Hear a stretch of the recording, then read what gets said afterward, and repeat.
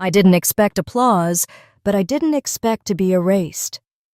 The words kept circling my mind as I sat in the back corner of the conference room, hands folded, face unreadable.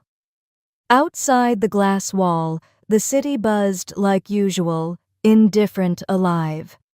Inside, a list was being read.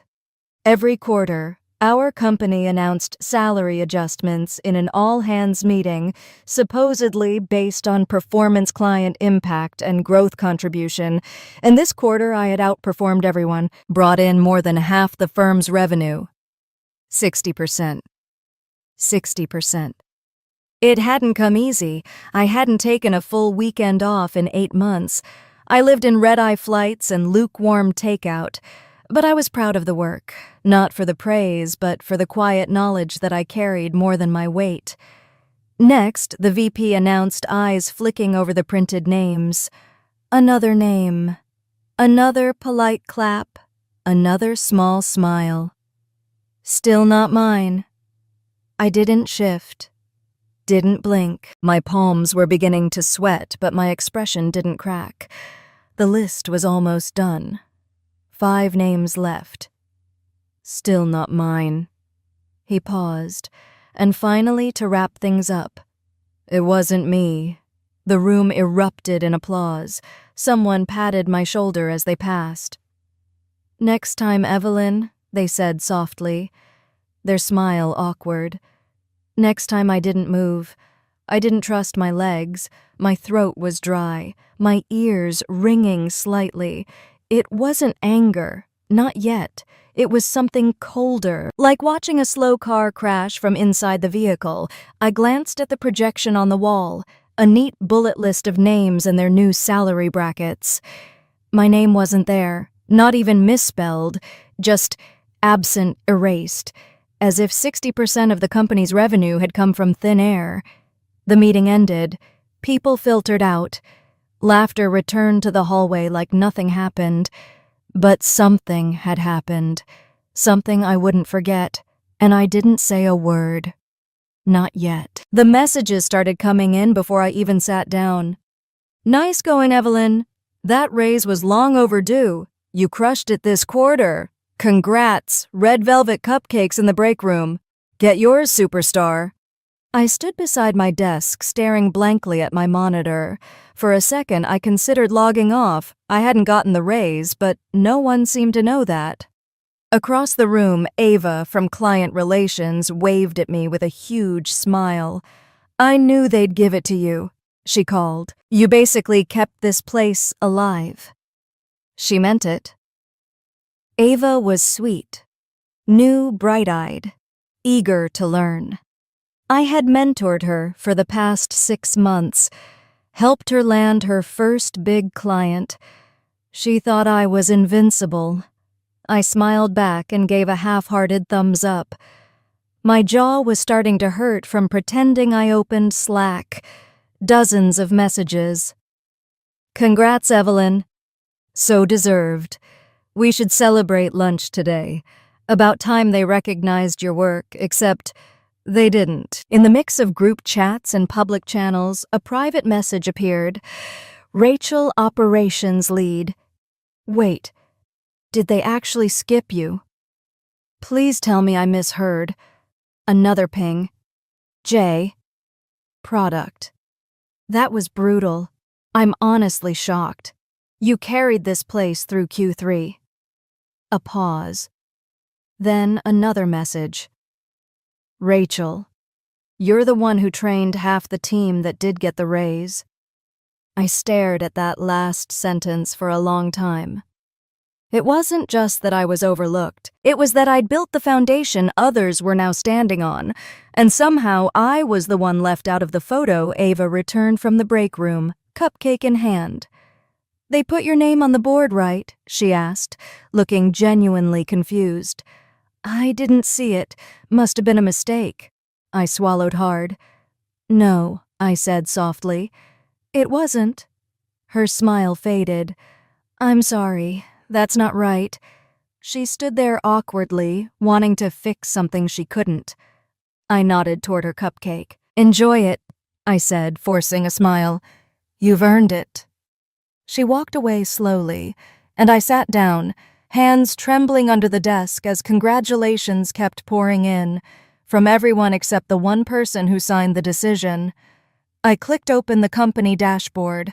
My numbers glared back. 60% of total revenue, 9 renewals, 6 new clients, all tied to my name. Still not enough. Still not seen. The pain wasn't sharp. It was slow, quiet, like a whisper that never stops. Recognition is beautiful until you realize it's powerless. I didn't cry, I didn't rage. I just sat there and let it sink in. This was the moment I stopped waiting to be chosen. It wasn't my performance.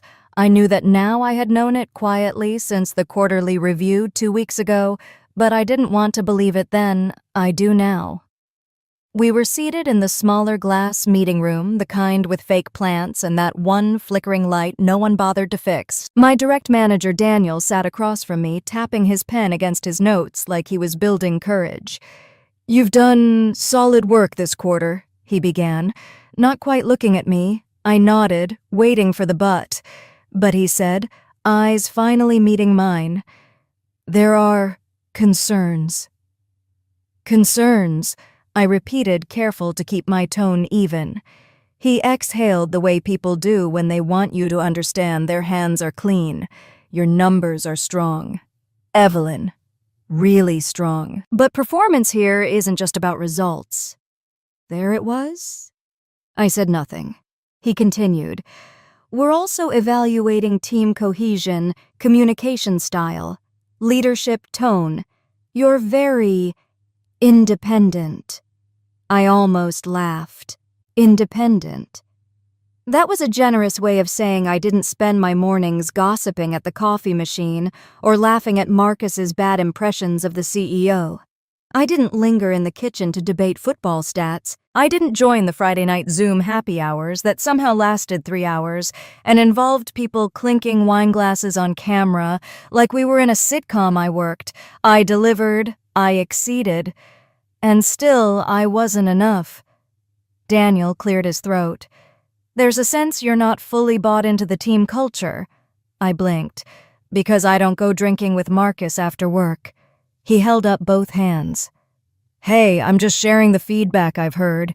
From who I wanted to ask, but I didn't. I already knew Marcus, the golden retriever of the office, loud, charming everywhere at once, barely closed a single client on his own, but was always in the VP's office, always part of strategy brainstorms that looked a lot like inside jokes and sports talk. He got the raise, I got this. I left that review with a tight smile and a pit in my stomach. Now, days later, the pieces finally fit. It wasn't about merit.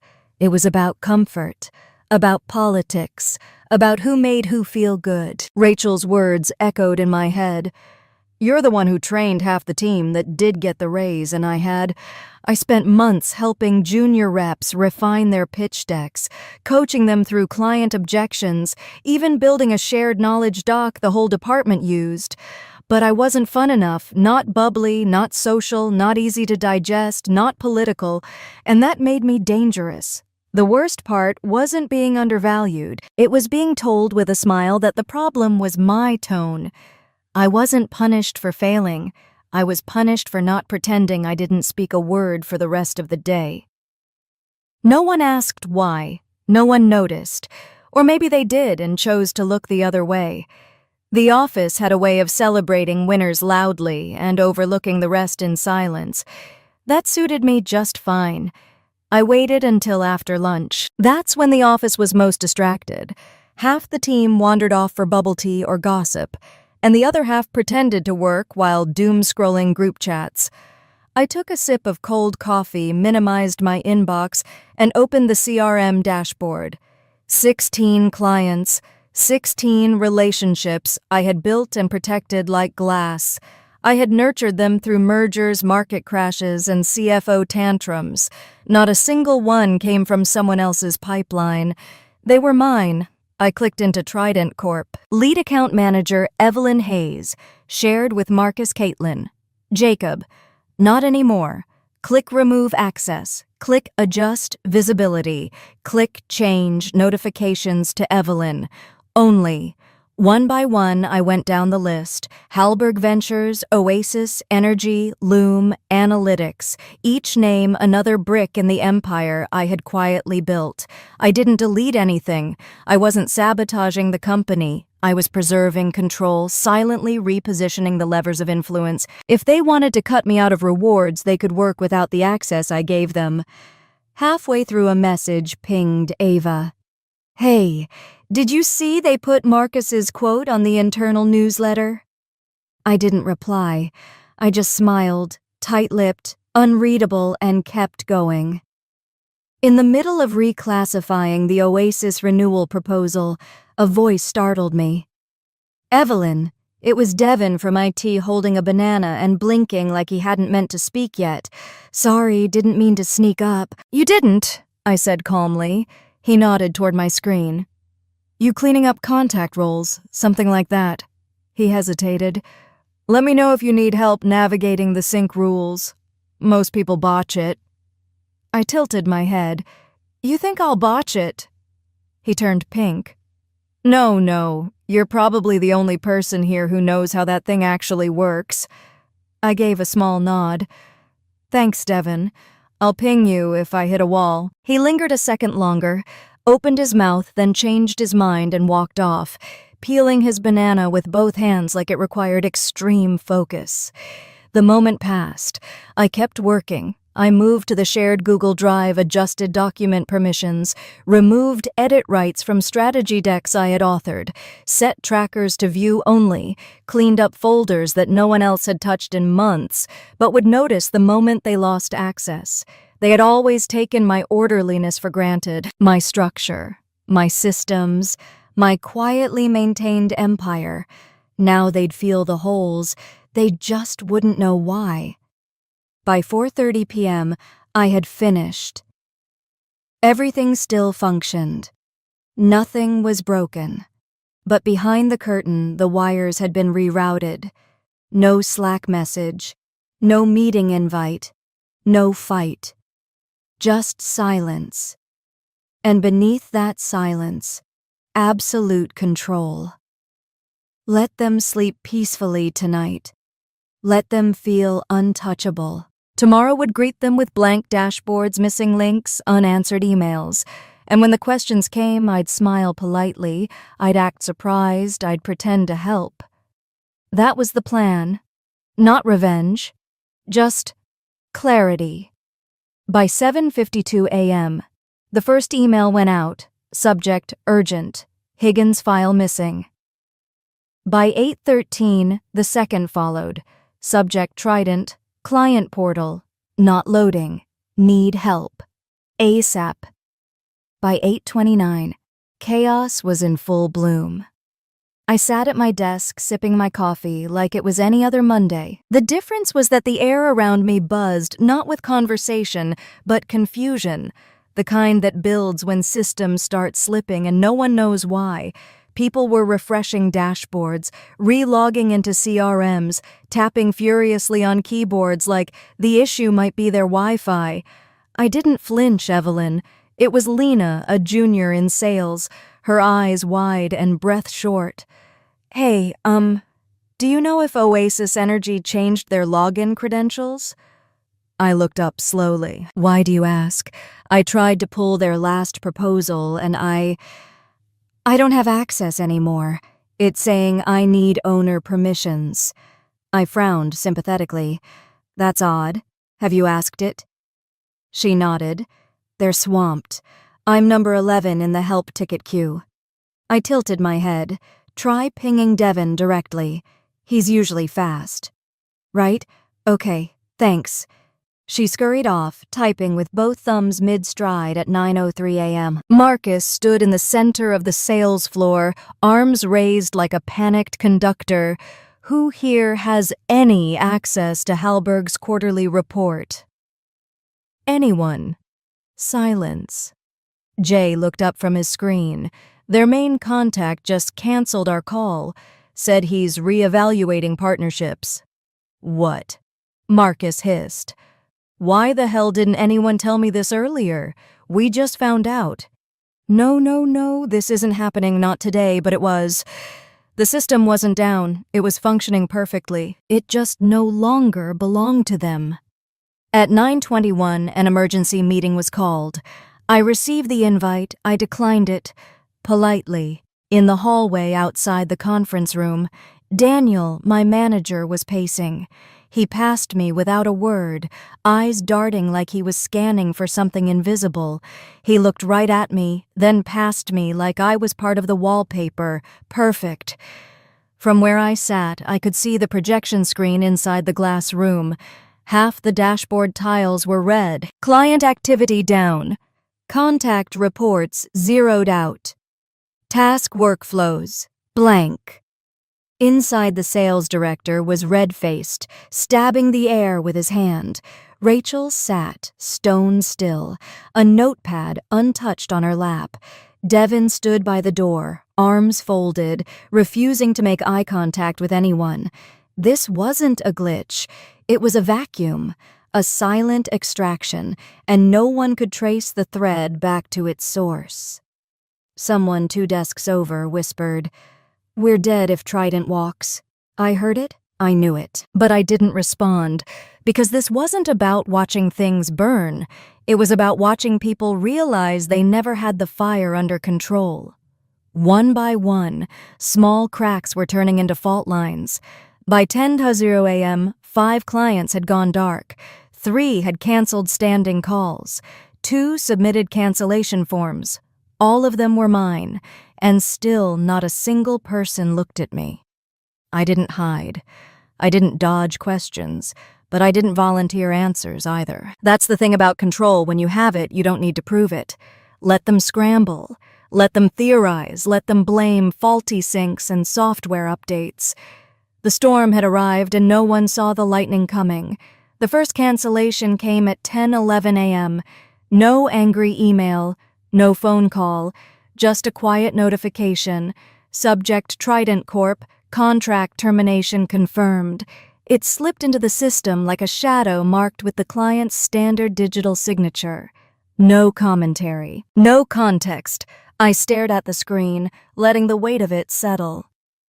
10 minutes later, Halberg Ventures followed suit. Then Oasis Energy, then Loom Analytics, then Catalyst, North, all before 11 a.m. 5 of our biggest clients quietly gone. No warning, no outrage, just silence, the kind of silence that makes your skin prickle. I watched the notification bar in the corner of my screen light up like a soft alarm. No one else could hear. Inside the glass conference room, voices were still raised, whiteboards covered in arrows and scribbled assumptions. They were trying to explain something they didn't even realize had already disappeared. Outside, the sales floor was growing quieter, not calmer, just unsure, like people felt the ground shifting, but didn't yet know which direction it would tilt. Rachel walked past my desk. She didn't say anything, but our eyes met for a second too long. Her face was pale. She knew something was wrong. Maybe not what, but who. At 11:08, Marcus let out a soft, defeated curse from his desk. "They're all gone," he muttered, staring at the client dashboard. "All of them." No one responded. Someone in finance asked whether the system was glitching.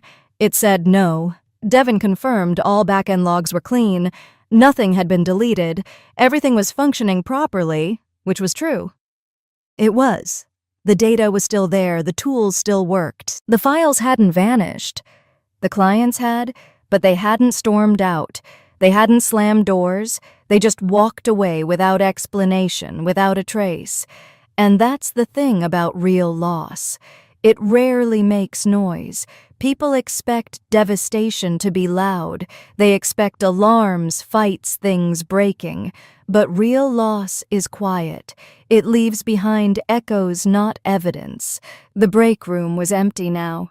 Even the espresso machine hummed softer, as if trying not to draw attention to itself. I glanced back at my screen. 5 cancellations, millions in contracts gone, and no one had asked me a single question. They didn't even know where to look, but they would. Soon. The walls were glass. Every word, every raised voice, every desperate gesture inside that room was visible to the outside world like a fishbowl filled with corporate panic.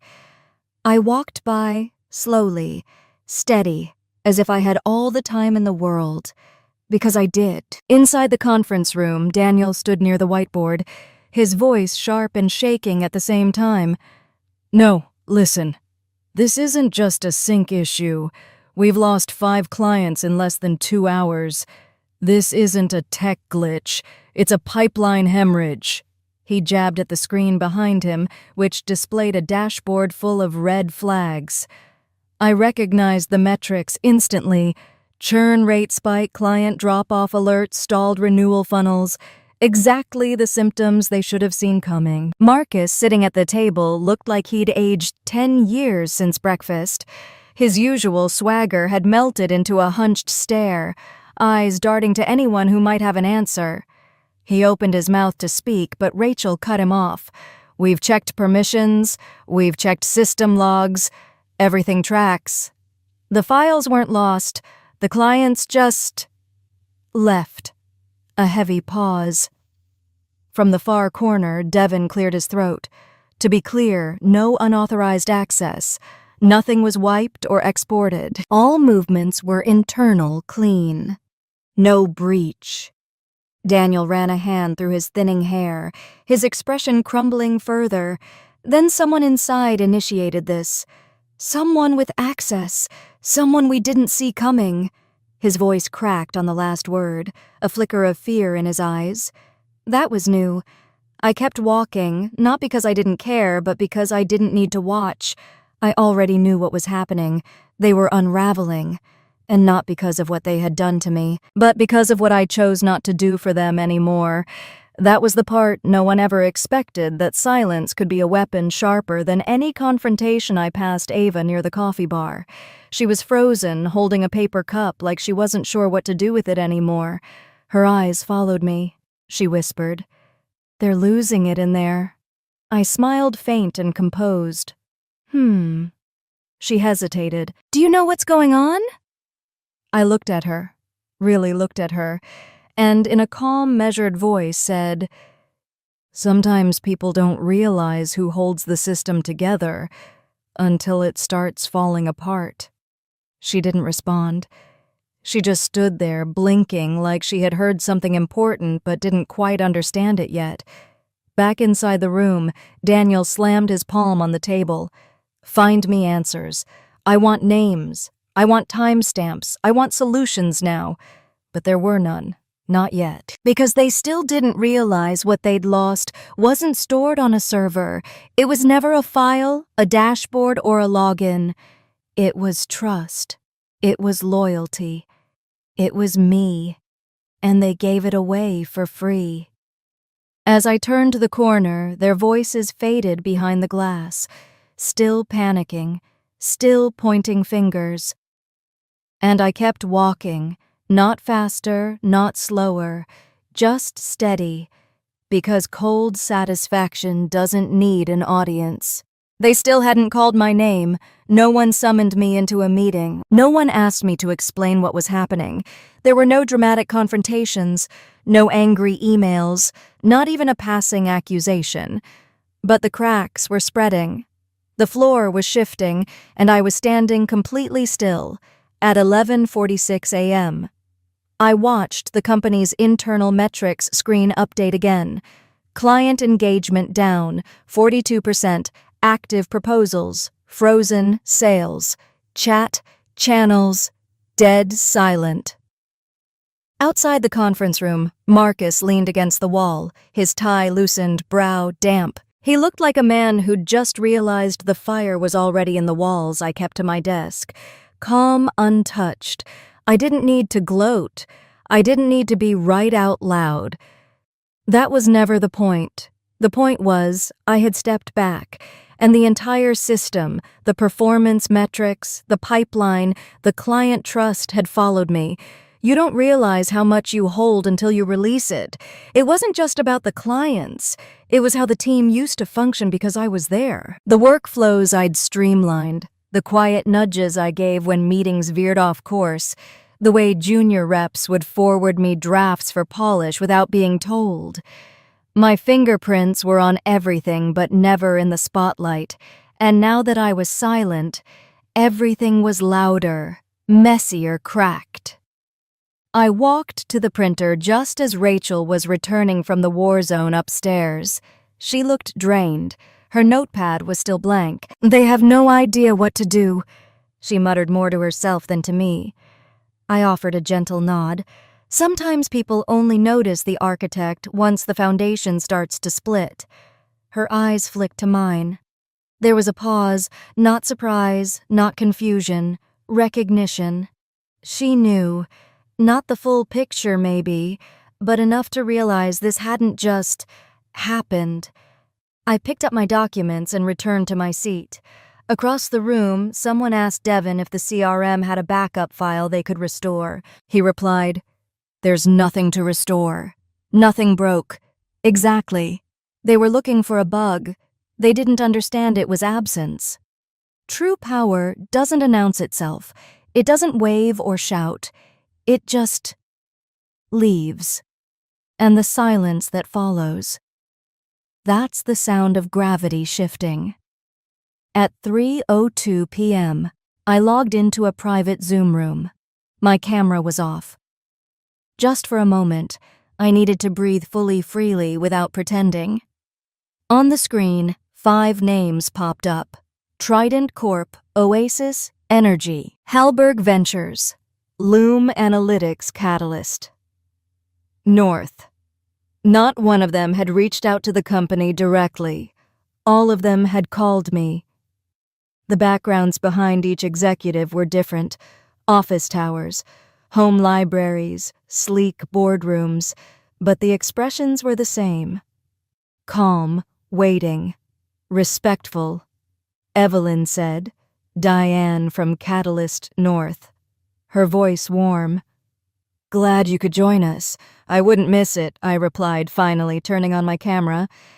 And in that moment, something shifted. For the first time in weeks, I didn't feel like a number in someone else's system. I wasn't sitting in a cubicle beneath a logo. I wasn't someone's employee. I was Evelyn. And they weren't here for the firm. They were here for me. "We wanted to speak with you directly," said James from Trident. "We've always worked through you. It doesn't make sense to keep pretending otherwise." I nodded slowly. "Understood." "We've seen the shifts happening over there," he added, "and frankly, we're not impressed." There it was. I hadn't lost them, the company had. And it wasn't about access or platforms or even contracts. It was about trust. Every late-night negotiation, every crisis I helped them navigate. Every time I said, "I'll handle it," and meant it. Those things didn't disappear just because my email signature changed. That was the truth. They never taught you. In corporate life, your value doesn't vanish when you walk out the door. If it was real, it walks with you. "Look," Diane said gently, "if you're thinking of starting something, we'd be interested in continuing with you. As a client. Not the firm." My screen flickered as heads nodded across windows. I didn't speak right away. I let the moment settle, not out of hesitation, but out of something I hadn't felt in a long time. Clarity. I didn't need titles. I didn't need permission. I didn't need the walls of a building to prove who I was. They hadn't left the company randomly. They had followed the value. They had followed me.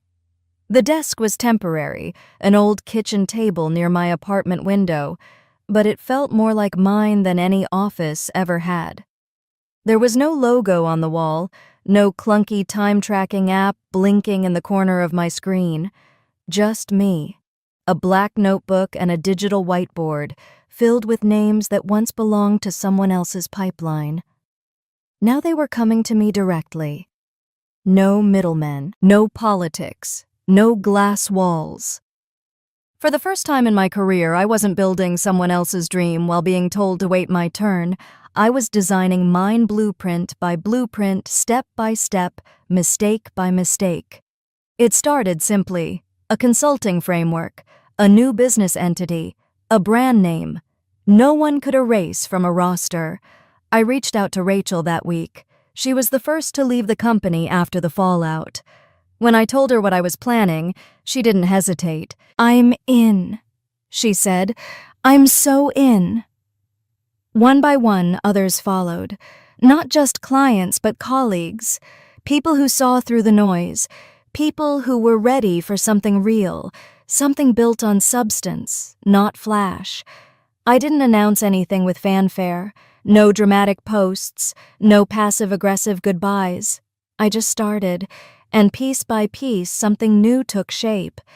It was lean, it was honest, it was mine. And most importantly, I no longer needed someone else's permission to feel valuable. The truth is, for years I thought being chosen was the goal, that if I worked hard enough, stayed quiet enough, someone would finally say, "You matter." But now I know being chosen isn't the win. Choosing yourself is. Because when you stop waiting for the room to see you and start building a room of your own, that's when everything changes. So if you've ever been overlooked, underestimated, or erased, this is for you. You are not invisible. You are not replaceable. You are not just a line in someone else's budget. You are the foundation they forgot they were standing on, and now it's your turn to build.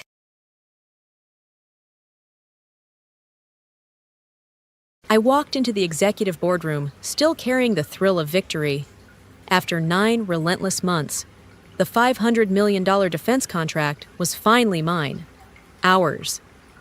The client had signed. The champagne glasses had clinked.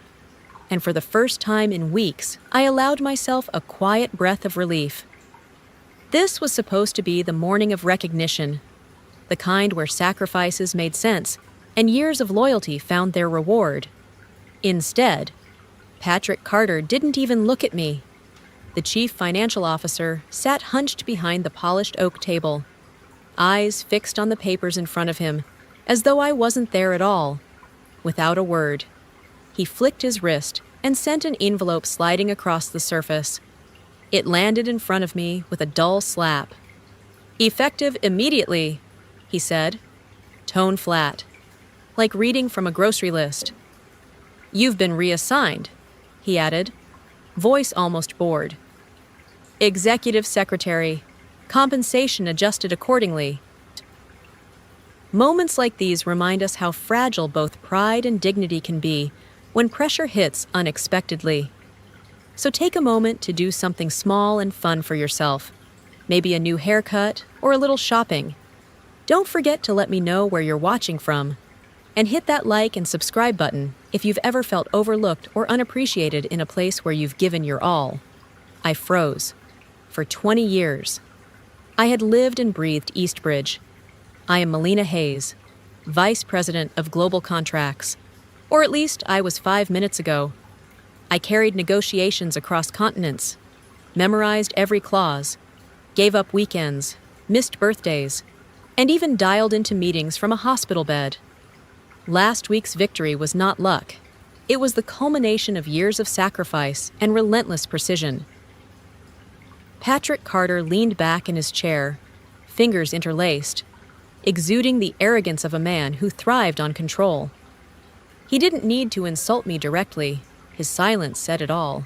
He lived for moments like this, reducing people to numbers, proving that their worth could vanish with a signature. He was power without empathy, calculation without loyalty. I lifted the envelope with trembling fingers and finally opened it. The language was clinical, efficient, my name reassigned, my compensation reduced, my authority stripped. But one detail made my stomach clench harder than the rest: the date at the bottom. The letter had been signed 3 days earlier, before the deal was even finalized. This wasn't punishment, it wasn't reaction, it was planned. And I had been the target all along. The next morning, I walked through the executive floor, expecting at least a trace of familiarity. Instead, the first thing I noticed was the empty space on the frosted glass door where my nameplate used to be. The clean rectangle of adhesive residue felt louder than any insult. My office, once a hub for negotiations that shaped entire markets, now looked like a room prepared for someone else's story. Inside, my personal files had been cleared. My access badge no longer unlocked the storage cabinets I had designed and cataloged over years. Even my company email had been disabled overnight. When I tried to log in, the message glared back coldly. Account not recognized. It was as if my existence had been erased by a keystroke. I moved quietly down the hall toward the conference room, where a leadership presentation was underway. Through the glass wall, I caught sight of the slide deck projected in bold colors. It was my work, the strategy I had polished until dawn only a week earlier. But my name was gone, where lead negotiator Melina Hayes once stood. It now read, Director of Strategic Partnerships, Lena Voss. My photo had been cropped out entirely, replaced by Lena's bright headshot, her smile stretching as though she had earned every word beneath it. The betrayal didn't come with fire. It came like ice. I remembered when Lena was an intern who shadowed me, wide-eyed and lost, scribbling notes as I explained how a misplaced comma in a contract could cost millions. I had trained her patiently, guided her through her first drafts, even stayed late so she could ask questions others found trivial. I wanted her to succeed, but now she walked into the spotlight with an arrogance that made my stomach twist. As the meeting ended, she caught my gaze and tilted her head with a mocking sweetness. "I'll do my best," she said, pausing just long enough for the sting to land, "to carry on your legacy." Then she smiled, sharp, satisfied, as though she had finally claimed a throne she had no right to sit on. I forced myself to remain steady, but inside something fractured. Betrayal has a way of rewriting memory, turning every late night of mentorship into evidence of naivety. Later, as I gathered what little remained in my desk, a folder slipped from the stack. Wedged inside was a memo printed faintly, almost hidden between pages. At first, I thought it was another piece of routine correspondence, but one line stopped me cold. Strategic objective, remove MH. The letters were clear, deliberate, and dated months earlier. My demotion wasn't spontaneous. It wasn't even about performance. I had been targeted, plotted against, reduced step by step until the stage was set for my replacement. That single phrase, remove MH, echoed in my chest louder than Lena's smirk. And in that moment, the truth crystallized. Betrayal hadn't just stolen my title. It had rewritten my story, leaving me to decide how far I was willing to go to take it back. That night, the weight of the day followed me home like a shadow I couldn't shake. I dropped my bag by the door and stood in the dim light of the kitchen, staring at the stack of envelopes waiting on the counter. They had been piling up for weeks, each one marked urgent in its own way. I picked them up one by one, my fingers trembling as though the paper itself carried judgment. The first envelope was the mortgage statement. I traced the bold numbers with my thumb, the balance looming larger than ever. We had refinanced only 2 years ago, betting on stability, betting on me. With my salary cut by 60%, the payments stretched impossibly far out of reach. Next came the tuition bill, my son's college fees. His first semester was supposed to be covered without worry. The reward of all those years, I had buried myself in contracts and airports.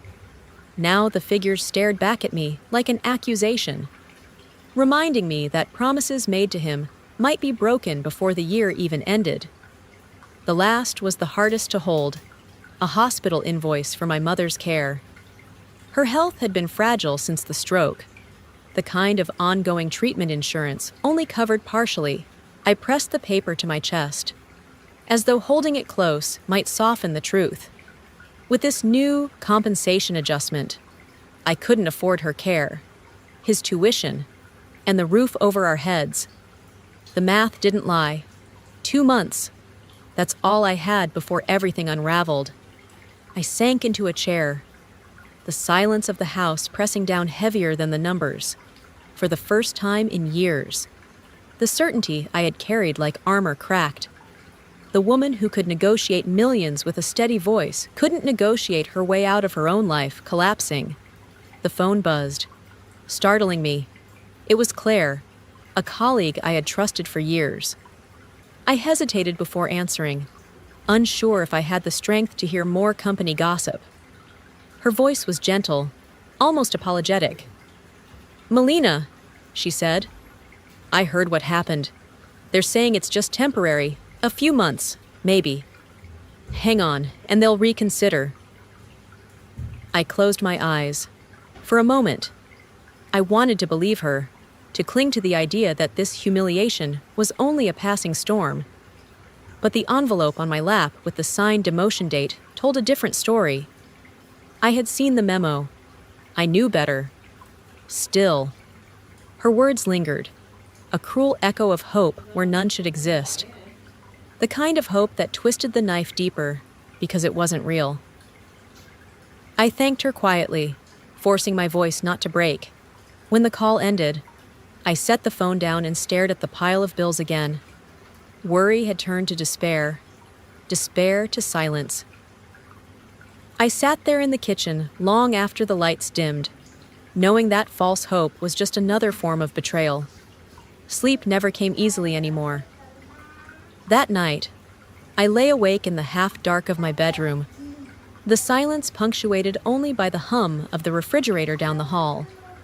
With the bills spread across the counter and the weight of a gutted salary pressing on my chest, my mind refused to quiet. Instead, it drifted backward, replaying the moments I had pushed aside for years in the name of work.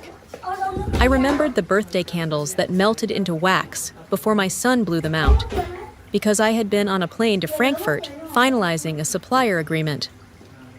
He had sent me a photo that night, smiling with frosting on his face, but the smile hadn't reached his eyes. He told me he understood, but even through the screen, I could see the disappointment.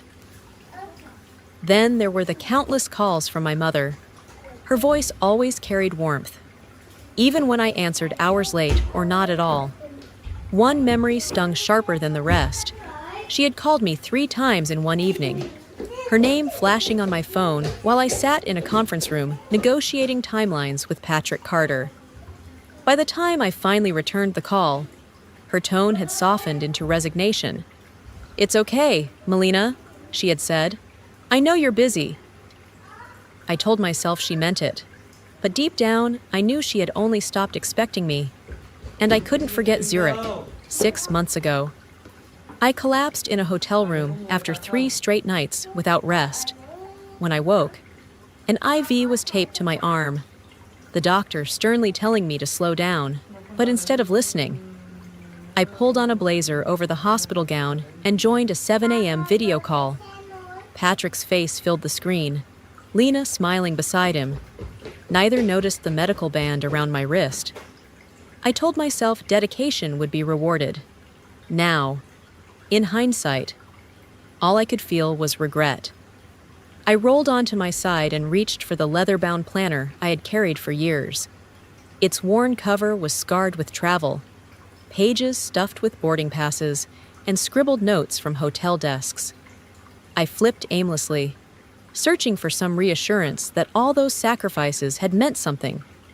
That was when my fingers landed on a page marked by my handwriting, a draft I had nearly forgotten, Clause 72B. The words were stark in their simplicity, yet they struck like lightning. Any reassignment of the designated negotiator shall grant the client full right to void the contract and demand restitution of $7.2 billion. I sat up in bed, staring at the clause as if it were written by a stranger.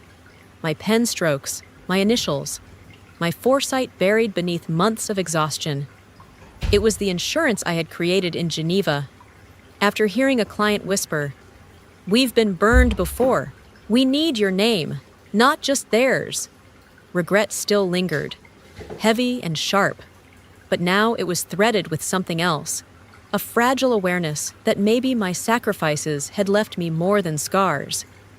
Maybe they had left me a weapon. What do you think about this hidden weapon Melina just uncovered? Do you believe it will change everything? Or do you see the ending going another way? Share your thoughts below, and keep listening. The story is only getting started, and the best twists are still ahead. The morning after, discovering Clause 72B, I carried the planner with me everywhere like a talisman. I kept running my finger over the ink, my own handwriting etched into the page as if it could remind me I hadn't been completely erased. Still, doubt pressed heavily. I told myself it was just words on paper, until the phone rang. The number on the screen was unfamiliar. Washington, D.C. I almost didn't answer. My instinct was to protect what little dignity I had left, but something in me pushed my thumb across the screen. "Ms. Hayes?" The voice on the other end was calm, deliberate. "My name is Daniel Rhodes. I'm a contract attorney specializing in international defense agreements. I've been reviewing the Eastbridge-Urava deal. Did you draft Clause 72B? My throat tightened. "Yes," I said, barely above a whisper. "Then I need you to hear me clearly," he replied. "It's airtight, unambiguous. No court in any jurisdiction could dispute its validity. If you were reassigned, Urava has every right to void the contract and demand repayment in full. It's not just enforceable. Ms. Hayes, it's ironclad." I pressed my hand over my eyes. The planner opened on my lap, for the first time in weeks. My lungs filled with more than exhaustion. Hope flickered, fragile but undeniable, like a match catching in the dark. I asked carefully, "Does Eastbridge know this?" "They should have," he answered, "but someone buried it, or chose not to flag it. What's more?" He paused, as though weighing how much to share. "Urava's leadership has already raised concerns. They reached out to me the moment they learned you'd been removed. They don't trust replacements. They want to meet with you directly." The words hit harder than I expected. For weeks I had been treated like a ghost, my name scrubbed from slides, my desk shoved into a cubicle, my salary gutted. Now the very client Eastbridge thought they had secured was asking for me by name. Not the company, not Lena. Me. I gripped the phone tighter. "They want to meet?" "Yes," Daniel said. "They believe in stability. They believe in continuity. And they see you as the architect of this deal. Without your oversight, they're already questioning Eastbridge's integrity. They want reassurance from you." The planner slipped from my lap onto the floor, pages fanning open. I bent to pick it up, my heart pounding faster than it had in months. That clause wasn't just a safeguard, it was leverage. And now, I wasn't powerless. When the call ended, I sat in silence, the hum of the refrigerator filling the room again. But the silence felt different this time. It wasn't the hollow emptiness of despair. It was charged, waiting, like the air before a storm. For the first time since Patrick Carter slid that envelope across the table, I didn't feel erased. I felt necessary, and necessity, I realized, was power. The cursor blinked against the empty screen, each pulse like a drumbeat inside my chest. My hands hovered above the keyboard, steady in appearance, but trembling beneath the surface. For days. I had rehearsed the words in my head, stripped them down to the simplest form, removing every trace of emotion. It had to read like fact, not fury. Finally, I began to type. "For your awareness, Eastbridge has reassigned operational authority away from me as of Friday. Please see Clause 72B of the executed agreement attached regarding your rights if the named oversight is altered." I read the sentence 3 times. Adjusting nothing, it was stark, clinical, unadorned. Beneath it, I added one more line. I remain available to answer factual questions about the negotiation history and risk mitigations. That was all. No accusations, no pleas. Just the truth, delivered like a scalpel. My finger hovered over the send button. In that single motion, I could unravel everything, my career, Eastbridge's illusion of stability, the deal itself, the weight of $7.2 billion pressed invisibly on my shoulders. I thought of Patrick Carter's dismissive eyes, the envelope landing on the table, Lena's smirk when she said she would carry my legacy. Their arrogance had convinced them I was powerless. What they didn't realize was that power sometimes hides in silence, waiting for the exact moment to speak. I clicked send. The sound of the swoosh from my outbox was louder than it should have been. My pulse quickened, pounding in my ears as though the entire building could hear it. For a moment, the office around me felt unnaturally still. The fluorescent lights buzzed, the air conditioning rattled, but none of it cut through the silence that followed. Minutes crawled. At the 12-minute mark, my inbox chimed. A system notification flagged priority. I opened it cautiously. Order suspension, notice. All active transactions associated with Contract 72B have been placed on hold pending review. I blinked, reread it, and then read it again. The system had moved faster than I imagined. Every dollar, every invoice, every supplier chain tied to that deal, frozen. A voice rose from across the hall, sharp with panic. Why is procurement showing red flags? Another followed quickly.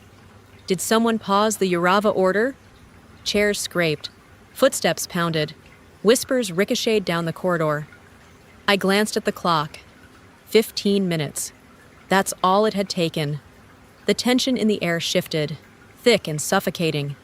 Eastbridge had believed they controlled the narrative, but now, their empire of spreadsheets and forecasts was unraveling, one frozen transaction at a time. I leaned back in my chair, exhaling slowly, the planner resting open beside me. For the first time, I didn't feel erased. I felt like the invisible hand tightening the cord no one else had noticed, until it pulled tight. The commotion began as a murmur, a low thrum leaking from behind the frosted glass walls of the executive boardroom. From my cubicle 2 floors down, I could hear the storm build, the rapid shuffle of shoes, the clipped voices rising with every unanswered question. By the time I walked past the conference hall, the sound had sharpened into chaos. Inside, Patrick Carter's fist slammed against the table so hard the glassware rattled. How the hell did Clause 72B make it into the contract? His voice cracked with fury, every syllable echoing like a whip. His tailored suit and polished cufflinks did nothing to mask the sweat glistening on his forehead. For years, Patrick had been the man in control, the arbiter of careers, the one who measured people's worth in numbers. Now, numbers were strangling him, across from him. Lena Voss tried to hold her ground, though her voice faltered under the weight of the room. "This isn't my fault," she snapped, eyes darting nervously to the board members. "That clause, she wrote it. Why should I be punished for her mistake?" The words dripped with bitterness, each one an attempt to deflect blame, but all it did was reveal her fear. I stood in the hallway, unseen, hearing the cracks form in the empire that had erased me. My name wasn't spoken aloud, but it hovered in the room like a ghost. They had reduced me to silence, a secretary's desk, a forgotten footnote. And yet, the very clause they ignored was now dictating every move they made. Then came the notification. Phones buzzed in unison as the client's legal department delivered the ultimatum. The room quieted as Patrick read it aloud, his voice stripped of authority. Effective immediately, Eastbridge must restore Melina Hayes to her designated role as operational overseer. Or, Urava will exercise its right to void the contract and demand repayment of $7.2 billion. The words hung in the air, heavy, final, the kind of message that shifts markets and topples careers. A board member gasped audibly. Another dropped his pen. Lena's expression crumbled, her earlier bravado dissolving into panic. Patrick rubbed his temple, his earlier fury collapsing into something closer to dread. I didn't smile, not outwardly, but inside. A quiet satisfaction bloomed. It wasn't the gloating kind of triumph, the sort that shouts victory in an enemy's face. No. This was subtler, deeper. It was the triumph of knowing the truth had always been in my hands, even when they stripped me of everything else. For so long. They believed silence equaled weakness, that by removing my name. They had removed my worth, but in this moment, it was silence that spoke the loudest. My silence. Waiting. Patient. Biding its time until one clause detonated beneath their feet. As I walked past the glass walls, I caught a glimpse of Patrick slumped in his chair, Lena twisting her hands under the table, and the board shifting uncomfortably in their seats. They still hadn't realized it fully, but I had. The game was no longer theirs to play. The email appeared late in the evening, long after most of the office had emptied out. I almost ignored it, assuming it was another internal memo about cost freezes or meeting cancellations.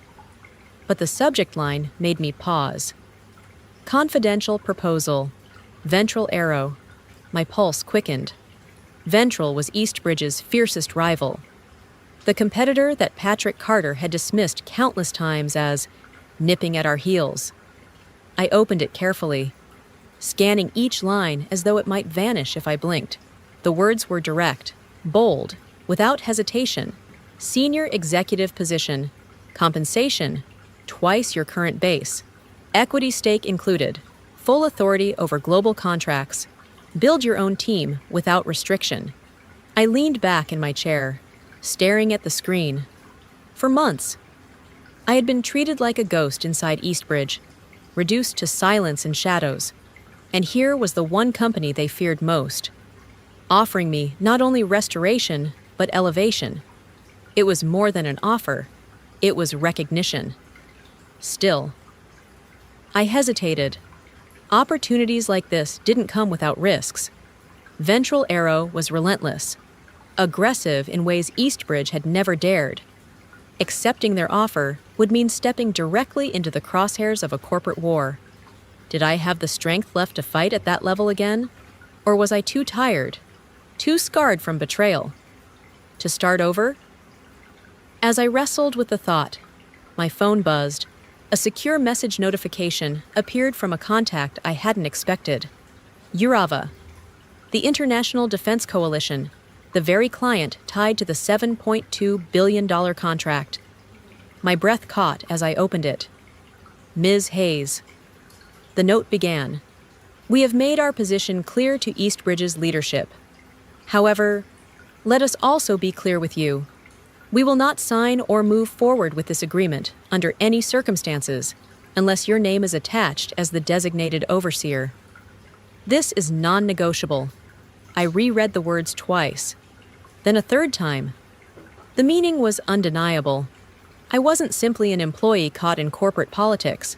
I wasn't replaceable, no matter how many slides they erased my name from.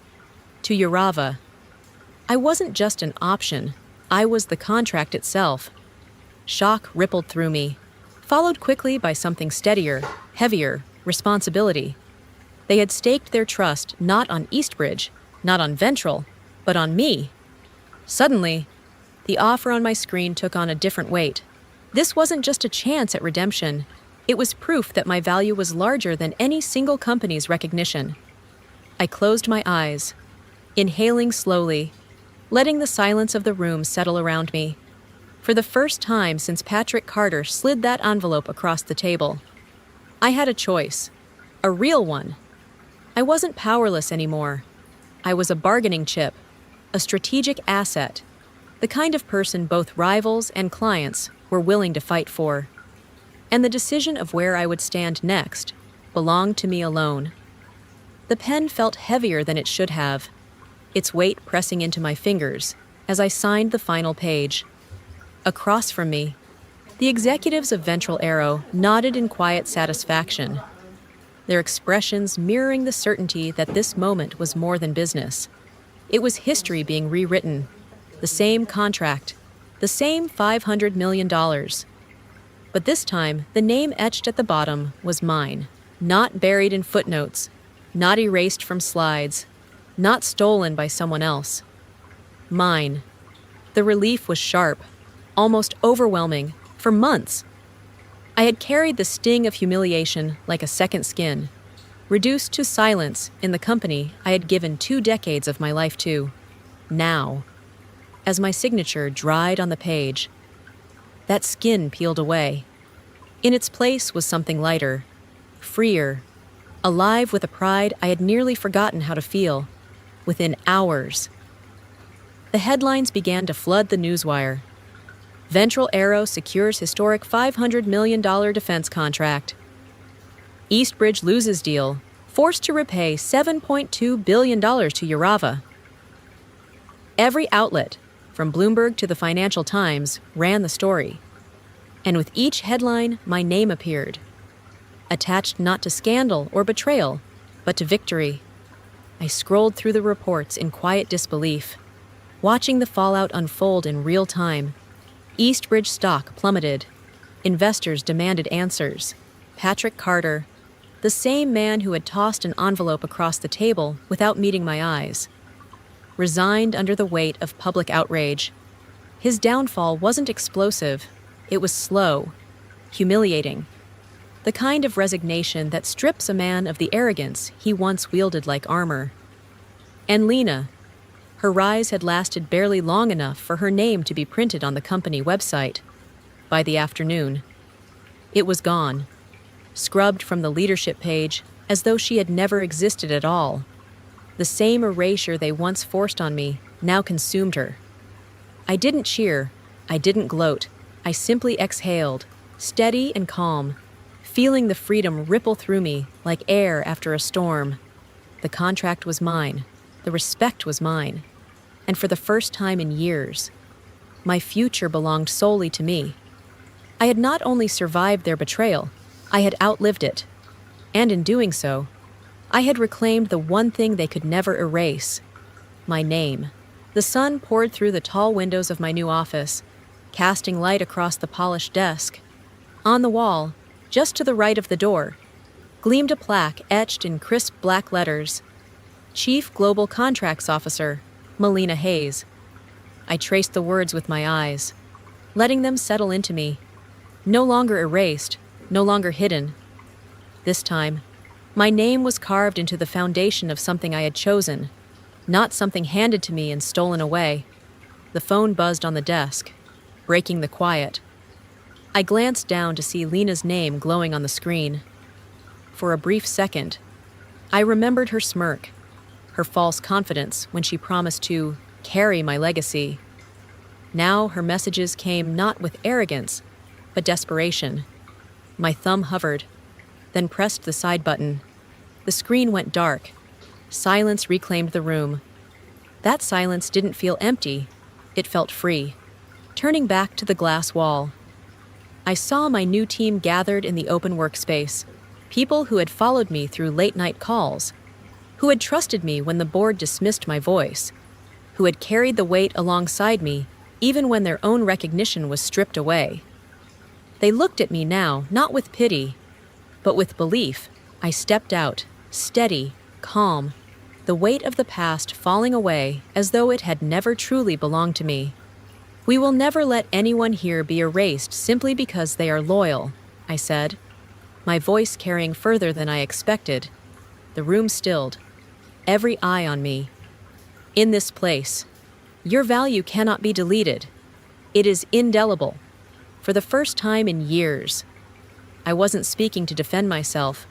I was speaking to build something larger than me.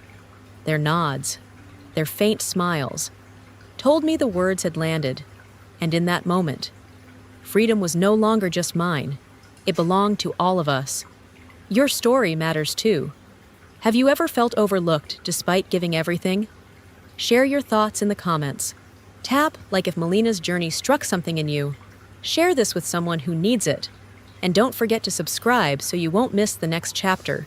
The best is still ahead.